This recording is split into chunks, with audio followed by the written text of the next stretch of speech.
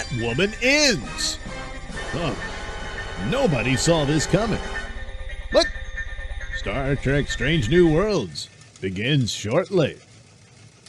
So anyway, yes, Batwoman has been canceled along with Legends of Tomorrow. But the only question remaining concerning Batwoman is what took so long? And then that's the real mystery. Why? What was the deal?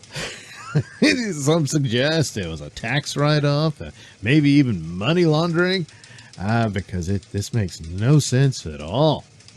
Now, of course, the running joke about the CW shows is they all went woke and they're stupid, but they're more stupid than woke. But in the case of Batwoman, that's all it ever was. There never was anything else to it. The opening trailer is Batwoman is a woman and a lesbian, and she has sex with women, and she's a woman. Just that was it, and then they had problems with Ruby Rose, and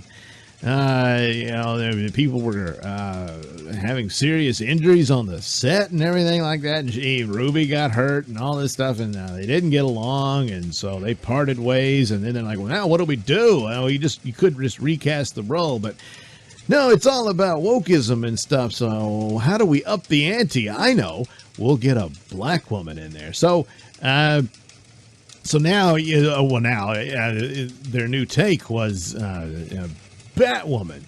She's black and a lesbian and a woman who has sex with other women, and she's black, and that was it. That was the thing.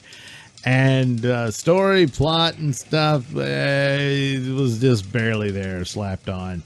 Yeah, you'll figure that out as you go along. Yeah, right up to the last second, apparently. So that's what they did. And so you kind of had three different women. Here you had Ruby Rose, of course, and then Miss Leslie Javicia, I believe is how you say the name. And then I forget the third lady. She played Kate Kane, came back. They discovered she wasn't dead after all, but she had, had her face changed.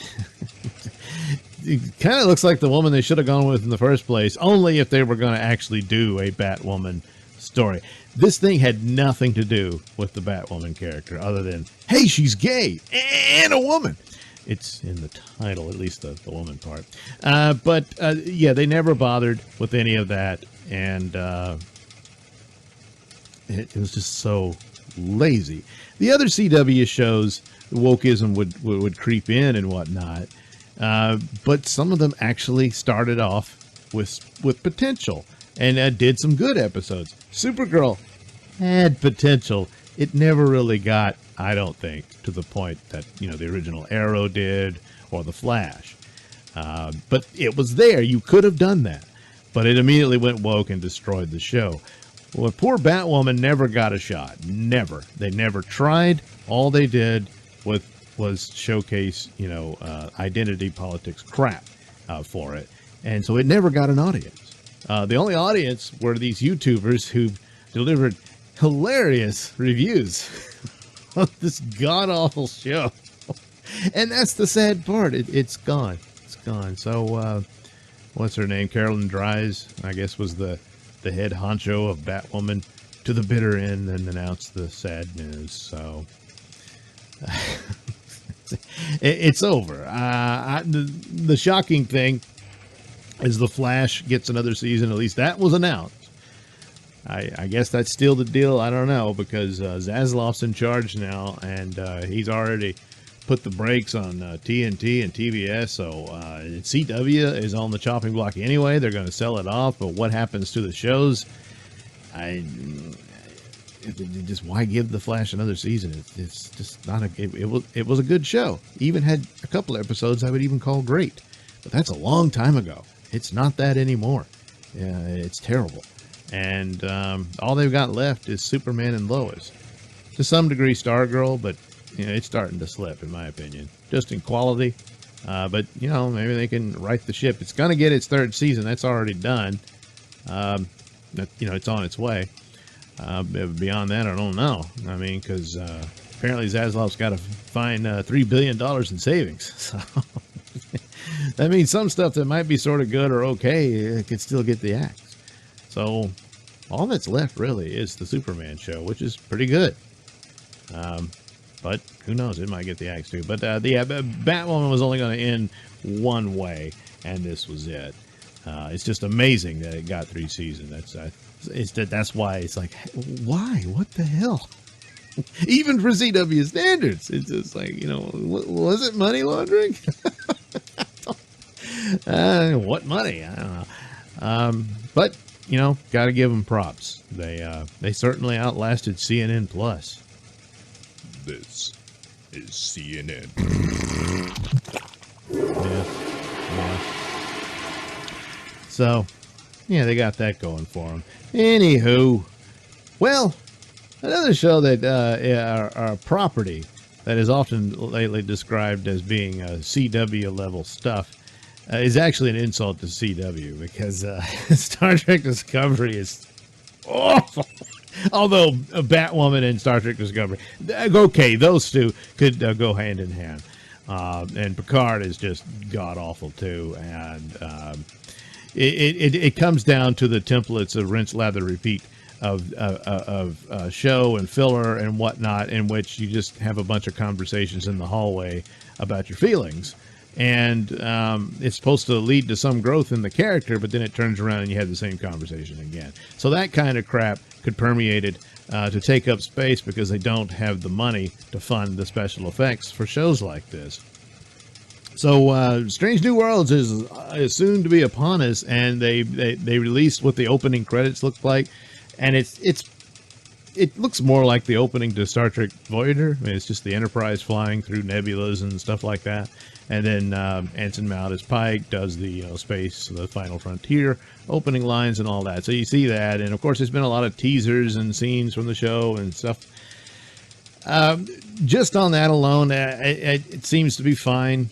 It's just there are problems here, and that's within continuity of Star Trek. Now, of course, the only way to watch these secret hideout productions within Star Trek lore is that this is yet another alternate timeline. The J.J. Abrams movies set that for those.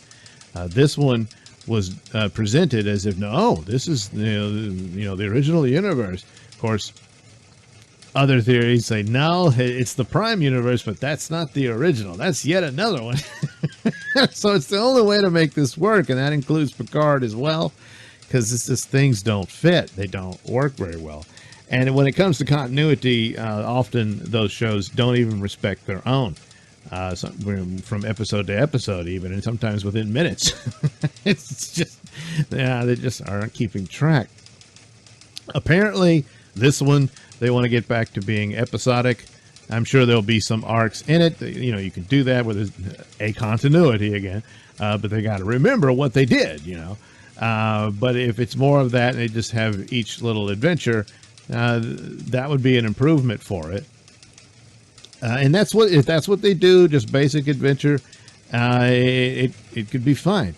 As far as wokeism, I'm anticipating it, of course. But that's like a lot of times I see wokeism everywhere because of casting or whatnot. It's not necessarily that, but the damage has been so bad and that's been done by woke pursuits that a slight whiff of it destroys the show. So probably not a lot you can do about it. But just looking over the cast, for the most part, it's fine. You got your lesbian character. Well, that's not a problem. That's not woke in and of itself. If she's just there to constantly tell you, I'm a woman and a lesbian, and I have sex with women. That's all she does. That's actually a detriment to the character. It's disrespectful to them. I mean, it's fine, and she'll have her girlfriend or wife or whatever. That's not the problem. It's just, if that's all she is, it's just the same laziness and crap that they do and try to use, in this case, lesbianism as a shield beyond the criticism of just how bereft of idea and credibility of your character and pursuit of it and growth of the character. And that's to be expected so far from what we've seen from Secret Hideout. If it's different and if it's not, Well, more power to them. That would be something special, but I'm not really expecting that. The other problem is, once again, the continuity. Of course, you have to just, the only way to make it work is to say, yes, this is definitely some alternate timeline. First of all, they don't look like the era of that. I know they put the color scheme shirts back in and all that stuff, but that's not what they looked like at that point in time. They've already screwed that up in STD with Pike and crew and all that. And apparently that's the contractual legalities in the situation it was when they started. I guess they're still stuck by that. I don't know. But there's things that there's problems. Uhura, I could buy her being there. The Dr. Mbenga, that's fine. More or less. I mean, it's just like this guy, he's been there that long and he never gets to be chief surgeon or chief medical officer. I mean, what the hell? But worst of all is Christine Chapel being there. She shouldn't be there. She's introduced in the original series. She's not a part of that crew. I suppose they could have had her as a guest star, that she knew Captain Pike at some point, on Earth or in a space station somewhere, and maybe that's what they'll do. But they've already shown scenes where her and Spock are kind of flirting and whatnot. No, that's much later in the story. That didn't happen back then. She's supposed to still be married to her husband, who ends up dying on that ice world and becomes an android. That's her story, And then later on, she gets the hots for Spock and all that, So, I don't know. And this other stuff, because they've already cast Captain Kirk for the next season, which I'm wondering if Anson Mount says, I'll do one season and then I'm out. So then they got to hurry up and get Captain Kirk in there. But the rumor, and there were rumors about they wanted to have a homosexual relationship between Kirk and Spock. And that's not going to go over well. But, well, it's an alternate universe. Okay, well, then I guess you might as well just admit it. But they've already shown scenes of Spock getting it on with some Vulcan woman who I'm assuming is T'Pring, which is also, that didn't happen because of how the Vulcan culture works and whatnot.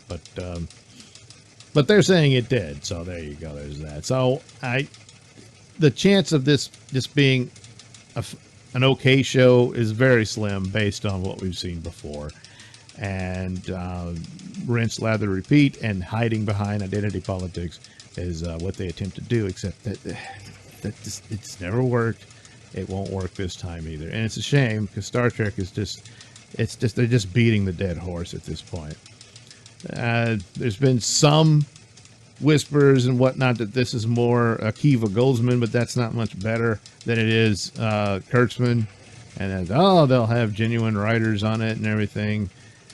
Well, one could hope, but I'm just, I'll look at it, and just after sitting through Picard, I mean, in some ways it's only slightly better than the first season of that, but it's a bad, dumb, stupid show. So the odds that this will go anywhere or be anything of an improvement, not very good. But how long can it last? Can it do 3 seasons, or can it do a 4th season and beat Batwoman? It can't be moved to the CW, because that's not going to be a thing anymore. I don't know where it's going or what they're going to do with it. But that era is over, because there's no money in it. No money at all. Well, anyway, there we are. Batwoman ended, but Strange New Worlds begins. And, well, we'll see where it goes.